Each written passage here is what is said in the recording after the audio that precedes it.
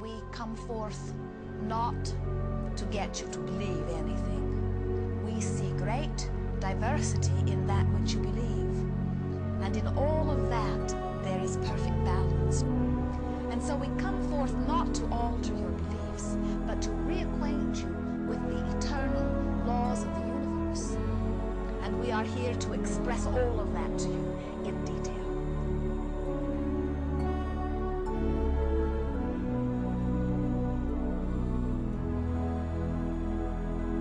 Listen to me. Pain is temporary. It may last for a minute, or an hour, or a day, or even a year. But eventually, it will subside. And something else will take its place. If I quit, however, it will last forever.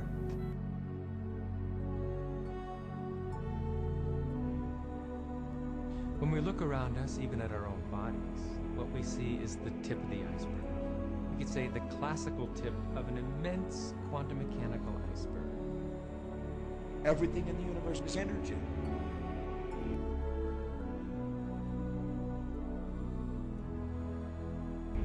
And that's not a new idea. A fuzzy-haired guy in 1925 wrote on his chalkboard, E equals mc squared. And we couldn't grasp what that meant.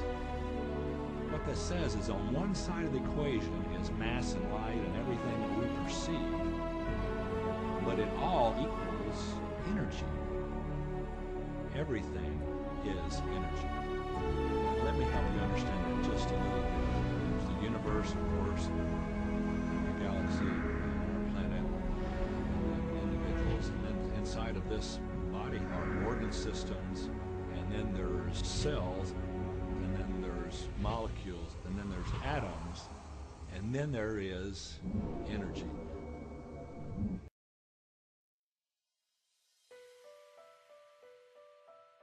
And so everything is made up of the exact same thing, whether it's your hand, whether it's the ocean, or whether it's a star. The colored paper with ink on it is not money. It's just energy. And so part of the illusion that we're living in is that, these things are solid. They're not solid. Neither is a piece of wood, neither is a rock. You are vibrational beings in a vibrational universe. Many people are not yet ready to acknowledge that they are vibrational. They prefer to see themselves as blood and bone specimens that they see in the mirror. And we want to remind you that everything that you observe with your physical senses is vibrational interpretation.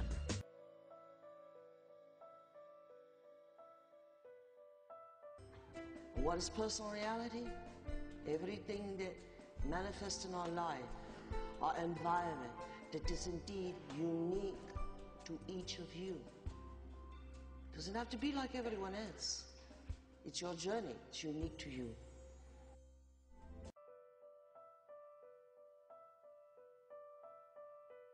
Consciousness and energy are the brain, but the brain creates programs, still pictures of a moving stream of conscious possibility. And why does the brain do that? And then if thoughts are multiplacid, without number, you cannot count the possibilities of thought. And if they are, then the brain, the utility of the brain, has the capacity for unlimited mix of presentation of consciousness into vivid pictures called thoughts.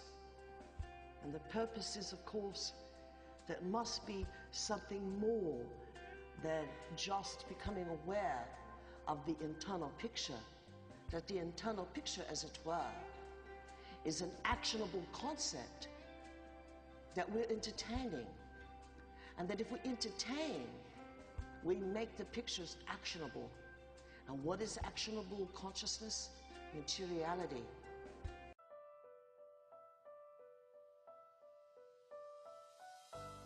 So it's very difficult for us as scientists or engineers or medical doctors or anybody to come to terms with the fact that what our senses are telling us is really not the whole story.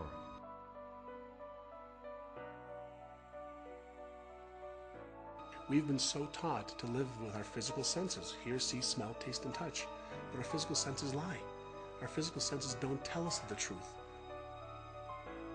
If you only judge by your sensory factors, you'd believe the sun took a bath in the ocean every night and burrowed through the earth and was reborn on the eastern shore the next morning. I mean, the ancients used to believe that, but now you know better than that. If you judged only by your sensory factors, you'd believe that train tracks met in the distance. But you know better than that, and you turn away from your senses. If you lived only by your sensory factors, you'd believe that a dog whistle made no sound. But you know better than that, so you turn away from your sensory factors and you stand out in your yard and you blow away. And yet how many times, if we're not careful, we find ourselves living at nothing more than the sensory level?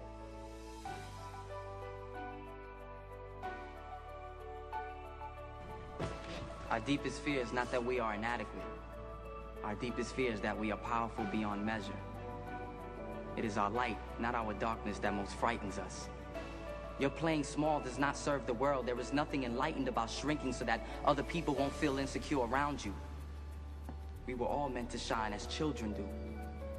It's not just in some of us, it's in everyone. And as we let our own light shine, we unconsciously give other people permission to do the same. As we are liberated from our own fear, our presence automatically liberates others.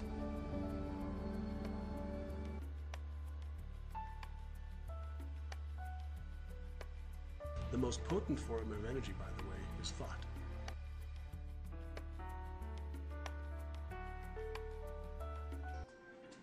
That what you think matters. What you think matters. Literally. Don't have to have some divination of the statement. It literally is. And that if what you think matters, then it becomes important as to what you hear and see, and think about what you hear and see. Because what you think about, what you hear and see, also matters. And one fine moment you will understand that if you are fully participating in your own knowledge, indeed, in your own discovery, your own self-identity of defining an invisible, if you participate in that, then what you are thinking matters, becomes reality. One moment you will realize that the greatest integration of this vast work, and vast we will understand why I call it vast, is that through all of the sequences of philosophy that consciousness and energy create indeed the nature of reality.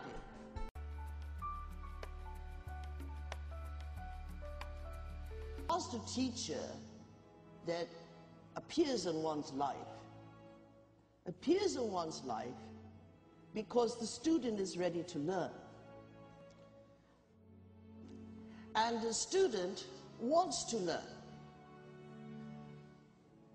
The master teacher is here so that you can come and see if you want to learn.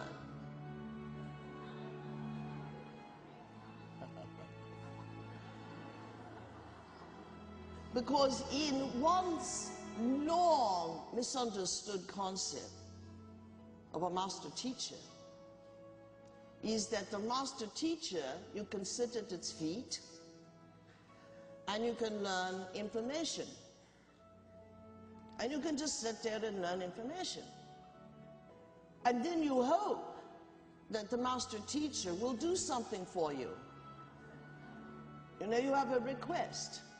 You want the teacher to heal you. You want the teacher to restore you. You want the teacher to bring you joy. You want the teacher to make you great. What happened to the learning? That you sat and learned and learned and learned? What is the utility of having a master teacher if you do not know not how to apply knowledge.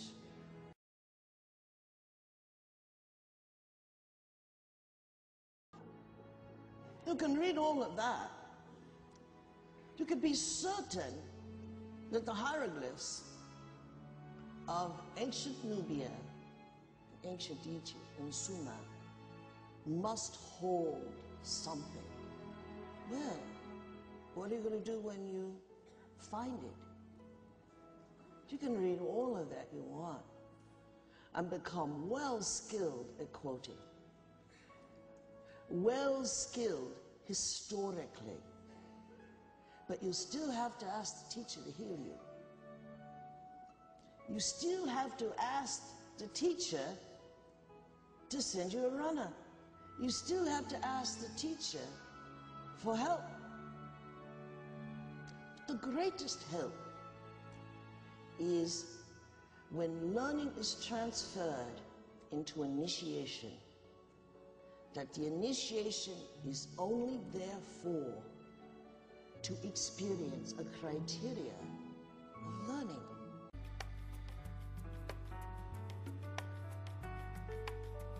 Behold God, indeed, behold God, and that every one of you is a living God, wearing this human garment. And indeed, to all the levels of all the other beings that have joined you, and they be gods too, wearing the appropriate garment of their reality.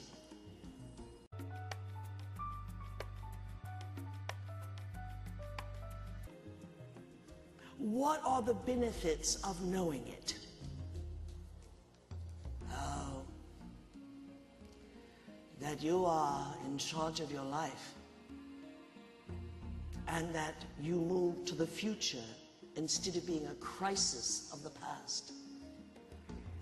That you learn how to transcend trends. Indeed, that you learn how to overcome to become. Because to this moment, you just believe it entirely. But God only knows what you know. Don't you know that? God only knows what you know.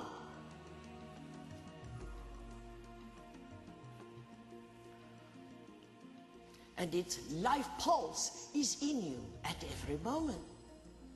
But God only knows what you know.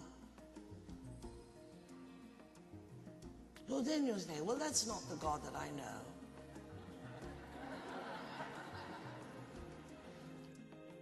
If you really knew that God, you wouldn't be who you are.